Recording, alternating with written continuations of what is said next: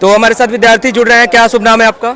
सीतांशु कुमार दुबे। सिद्धांशु, किस सब्जेक्ट का पेपर था?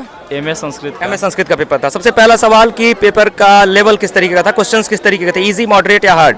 देखिए मतलब हम लोग जिस हिसाब से पढ़ रहे थे ना, कुछ क्वेश्चन मतलब गहराई से पूछ दिया था। जैसे कि हम लोग अधिकतर यही पढ़ रहे थे कि कौन से स्कंद है, क्रम से स्कंद या क्रम से पर्व, लेकिन वो कुछ और गहराई भी पूछ दिया था कि उसमें सबसे बड़ा क्या है, सबसे छोटा क्या है। कुछ वैसे भी प्रश्न थे और कुछ तो एकदम बहुत हल्के हुए थे। कितने हल्के होंगे और कितने कठिन, मतलब एक एवरेज बताना चाहे तो?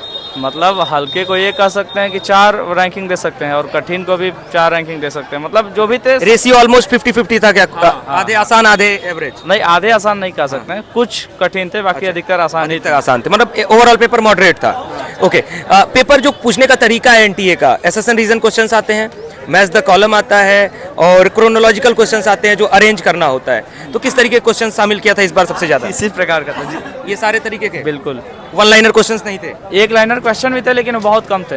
क्रोनोलॉजी के कितने क्वेश्चंस थे जो क्रम से मिलाने वाला होता? क्रम से मिलाने वाले के भी अधिकतर लगभग 10 के आसपास क्वेश्चन होंगे कि ए को बी में मिलाइए, बी को ए में मिलाइए, ऐसे कर करके इसी टाइप का जो मतलब इस बार का क्वेश्चन हल्का था लेकिन ऐसा मिलाने वाला था ना जिसके चलते समय ज्यादा लगे। ऐसा टाइम टेकिंग था पेपर? टाइम टेकिंग पेपर था। कितने सवाल अटेम्प्ट कर लिया आपने? अटेम्प्ट लगभग पूरा किए हैं, 71 सवाल अटेम्प्ट किए हैं। 15-20 मिनट पहले ये पेपर हो गया था। 70-71 के आसपास। कौन सी यूनिवर्सिटी आपके ड्रीम में है? यूनिवर्सिटी तो वहीं बनारस से है और काशी वासी है तो बीएचयू ही। चलिए, ढेर सारी शुभकामनाएं कि आपको आपकी ड्रीम यूनिवर्सिटी